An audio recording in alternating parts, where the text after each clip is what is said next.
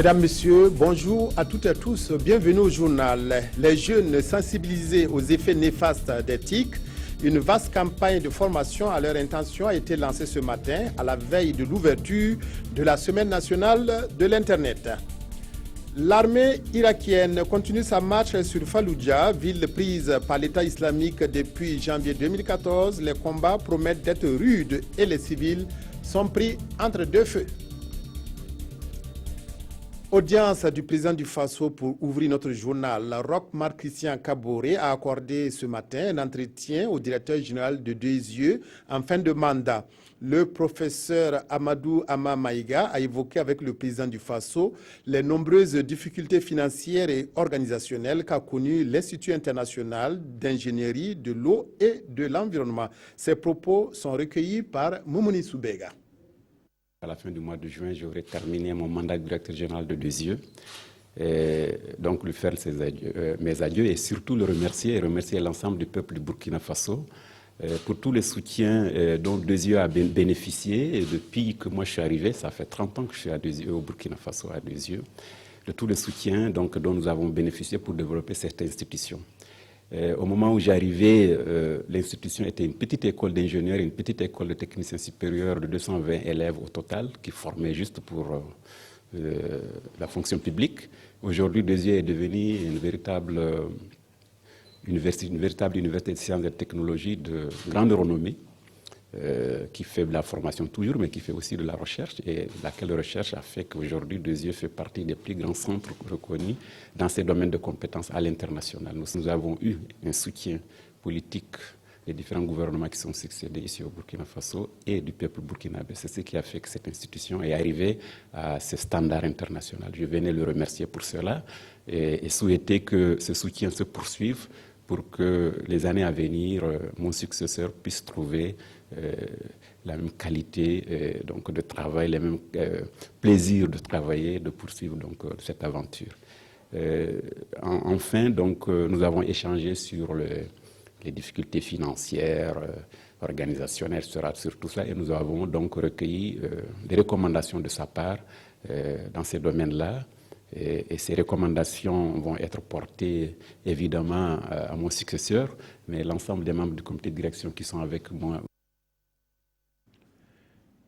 Vaste campagne d'initiation aux technologies de l'information et de la communication TIC à 24 heures de l'ouverture de la Semaine nationale de l'Internet. La formation intéresse principalement les jeunes pour une meilleure utilisation des TIC. Elle devrait aller au-delà de la frange jeune pour toucher toute la population sur les impacts des TIC. Abdoul Rasmane Zongo. Ponctué de discours, de témoignages et de remises d'attestations de reconnaissance, ce cérémonial dénommé campagne d'initiation aux TIC, technologie de l'information et de la communication, se tient en prélude de la SNI, Semaine nationale de l'Internet, elle censée s'ouvrir dès demain mardi 31 mai.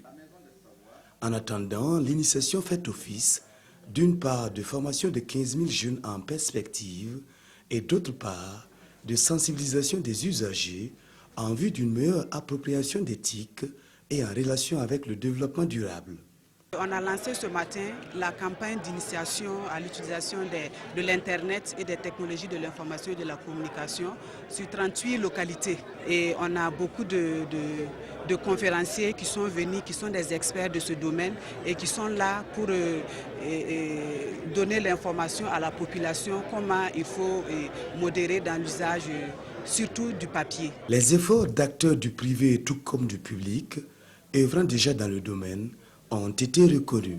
Et je suis l'heureuse récipiendaire de cette attestation de reconnaissance pour ma contribution à la formation des jeunes filles et à leur initiation en informatique.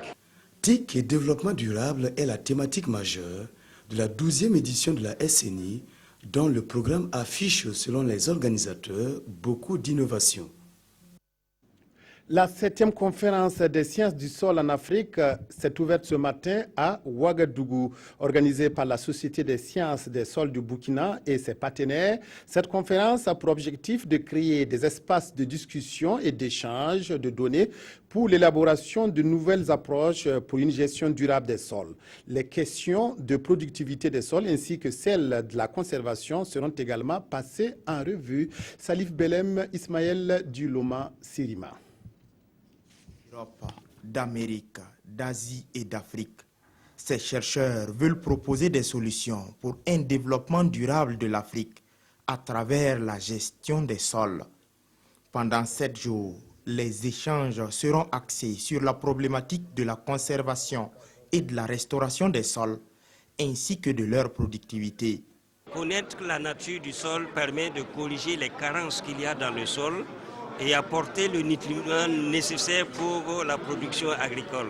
Je leur suggère quand même que ces recherches que nous arrivons à avoir des paquets technologiques quand même qui nous permettent justement de mettre en pratique sur le terrain. À cette 7e conférence de la Société des sciences du sol en Afrique, les organisateurs envisagent de lancer une plateforme de la biologie et de la fertilité des sols tropicaux. La plateforme sur la biologie des sols, c'est comment amener les chercheurs qui travaillent dans ce domaine précis à créer une plateforme, une sorte de réseau pour échanger là-dessus. À côté de l'IITA, il y aura aussi une initiative que l'IFDC va présenter dans le domaine des recommandations des engrais. Et le dernier jour, ça sera des initiatives du Burkina Faso au niveau du ministère de la Recherche, du ministère de l'Environnement. Au-delà de la conférence en salle, des visites de terrain pour apprécier la qualité de différents sols sont prévues à Sapui, à Pau et au Nord Ghana. Réflexion à Bobo-Dioulasso autour du partenariat public-privé pour le financement de la recherche scientifique. Des chercheurs de l'Université polytechnique de Bobo-Dioulasso ont cogité ce week-end autour de la problématique en penchant pour la relève de l'État par le secteur privé pour soutenir la recherche. Drissa Traoré, Karim Sissé, reportage. Le partenariat secteur privé-public pour le financement de la recherche scientifique semble être timide au Burkina Faso. Le constat est du vice-président de l'UPB, l'Université polytechnique de Bobo-Dioulasso. Et pourtant, le professeur Aboubakar Togoyini pense que la recherche nationale pourrait être un levier pour le secteur privé. Aujourd'hui, si vous regardez, notre production cotonnière s'est développée. Pourquoi ? Parce qu'il y a un programme coton qui accompagne, bien sûr, la production de cela. Si vous regardez également aujourd'hui, avec les semences améliorées de maïs qui sont là, qui ont des rendements hautement plus chauds, c'est parce que la recherche aussi a été à la base. Mais pendant combien de temps la recherche a fait cela? Donc c'est pour dire que nous devons bien sûr investir aujourd'hui dans la recherche. Et comme je l'ai dit, la recherche, ce n'est pas quelque chose qui, vous commencez aujourd'hui, demain vous avez le résultat. C'est un investissement à long terme et il faut savoir l'accepter aussi. Même si la recherche nationale relève de la souveraineté de l'État, Dr Oumar Sanogo, directeur scientifique du Centre national de la recherche scientifique et technologique, trouve que le secteur privé doit s'impliquer davantage. Le défi, c'est de prouver que nous pouvons transformer leurs activités. C'est de montrer que nos activités de recherche, ce ne sont pas des activités de recherche de rêveurs, mais des activités de recherche qui peuvent transformer la société, transformer les systèmes de production nationaux. À l'occasion de cette rencontre, les meilleurs présentateurs des stands d'exposition lors des journées scientifiques de l'UPB ont reçu des attestations de reconnaissance. Lancement jeudi dernier à Ouagadougou de la campagne Le Coran guéri. Jusqu'au 20 juin, les villes de Ouagadougou, Bobo-Dioulasso et Ouayouguia vont abriter diverses manifestations comme les prêches et conférences. La cellule Rokia organise cette campagne. Le Rokia est une forme d'exorcisme pratiquée en islam. C'est un ensemble de méthodes spirituelles qui consiste à remédier aux maladies mystiques. Nongba Kouda, Yolan Lompo. Je ne peux pas le dire, nous avons un petit verset pour sortir les secrets. Ce que vous venez de suivre, c'est la Rukia. une forme d'exorcisme propre à l'islam. Cette séance d'incantation est réalisée par le fondateur mondial de l'ONG Le Coran Guéri avec la complicité d'un ancien malade devenu capteur. Depuis 1997, cet ingénieur en statistique et en économie s'évertue à guérir par le Coran et la médecine prophétique les maladies mystiques. Le taux de succès est de 85% au bout de 3 traitements de 12 jours. Nous avons 4 objectifs. 1, de soigner les gens qui souffrent et qui sont bloqués dans leur vie. 2, de former les soignants. 3, de combattre le satanisme, la sorcellerie qui est la source de tous ces problèmes. Et 4, de résoudre les problèmes mystiques publics qui affectent la vie de la collectivité. Toute personne maîtrisant le Coran peut pratiquer la ruqya. Ces hommes et femmes sont ici pour se former. Ouéguia et Bobo Dioulasso sont aussi concernés par cette campagne dénommée le Coran Guéri. Une campagne qui va se poursuivre jusqu'au 20 juin 2016. Et dans la capitale politique, les patients pourront être reçus au niveau des centres de Ruqya à Tanguin, Pissi, Taptenga et Songnaba. Le verdict est tombé. L'ancien président tchadien Hissène Habré a été condamné à la peine d'emprisonnement à perpétuité par le tribunal spécial de Dakar. L'ex-président tchadien a été reconnu coupable de crimes contre l'humanité, viol, exécution, esclavage et enlèvement. Il a 15 jours pour faire appel de cette condamnation. 4 000 €, soit 2 660 000 francs CFA pour mourir en mer. C'est la somme que les passeurs demandent aux migrants en Libye pour leur faire passer en Italie avec tous les risques de noyade. Cette semaine, près de 700 migrants ont péri en tentant de gagner l'Europe. Les dépouilles de candidats à l'exil dont le périple a pris fin dans des conditions dramatiques quelque part en Méditerranée. Cette semaine, quelques 700 migrants ont péri en cherchant à rallier les côtes italiennes, estime le Haut-Commissariat aux réfugiés de l'ONU. Ici, à Reggio Calabria, dans le sud de la péninsule, le navire Vega de la marine italienne accoste avec également à son bord 629 migrants secourus en mer. Parmi eux, ce jeune Érythréen. Tous mes amis m'ont dit que ce serait difficile, témoigne-t-il. Ils m'ont découragé de tenter la traversée. Mais je ne les ai pas crus. Je me suis dit que ce serait facile. Mais avec ce que j'ai vécu, je comprends maintenant. C'est horrible. Mais pour moi, ça aurait été pareil si j'étais resté dans mon pays, car je risquais la mort aussi. À l'approche de l'été, le nombre de bateaux tentant la périlleuse traversée entre la Libye et l'Italie a bondi.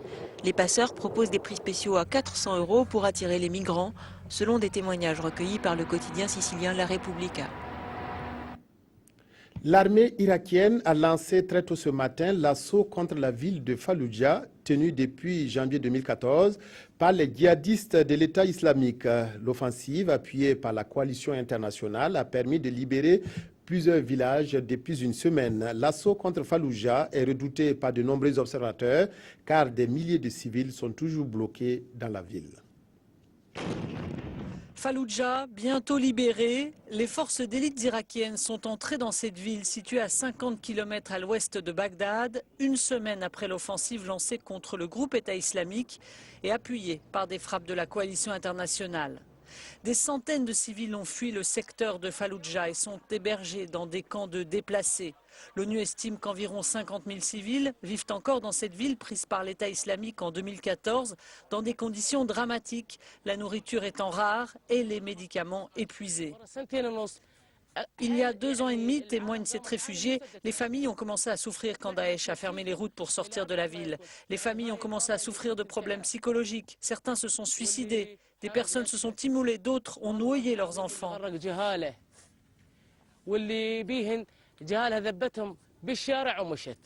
Falloujah, à 50 km à l'ouest de Bagdad, est la première ville tombée aux mains de l'État islamique en janvier 2014. À Mossoul, deuxième ville du pays et principal bastion djihadiste en Irak, l'État islamique a également fait face à un assaut des forces kurdes irakiennes soutenues par l'aviation de la coalition internationale. Une offensive a été lancée hier avant l'aube à une trentaine de kilomètres de Mossoul. La communication gouvernementale et le verdict dans le procès de Hissène Habré sont les principaux sujets traités dans les colonnes des quotidiens de ce lundi. La revue de presse avec Aimé Solange Guigma. Élection municipale du 22 mai 2016, le quotidien fait le bilan. Sur 5 522 979 électeurs inscrits, plus de la moitié a refusé d'exercer son droit constitutionnel. Le journal pense que cette abstention massive, assimilée au silence en communication, est un silence tumultueux que les politiques se doivent d'analyser profondément. Notre temps, quant à lui, s'insurge contre la communication gouvernementale à laquelle il attribue un carton rouge pour le désordre. Pendant ce temps, les internautes s'attaquent dans les colonnes de l'Observateur Palga au langage du premier vice-président du MPP. Pour ces derniers, le langage hautain de Salif Diallo envers l'opposition prépare l'insurrection. L'Observateur Palga marque également une halte sur ses 43 ans moins 7 dans ses colonnes. À l'international, les journaux du jour nous apprennent que le Sénégal est entre dialogue national et condamnation de Hissène Habré. Sidoya nous informe que le coup d'envoi du dialogue national a été lancé ce samedi 28 mai. Un dialogue jugé essentiel pour Macky Sall qui, malgré les tensions et les absents, a cherché à réunir. Quant à la condamnation de l'ancien président tchadien, le pays estime qu'il payerait le prix juste et le prix fort pour plusieurs raisons. Le caractère historique du procès, l'atrocité et l'ampleur des crimes. Aujourd'hui, Ofaso relève que l'Afrique tient là peut-être l'unique occasion de montrer à la face du monde qu'elle peut bien juger les en haut d'en haut comme n'importe quel justiciable. C'est la fin de cette édition. Merci de votre aimable attention.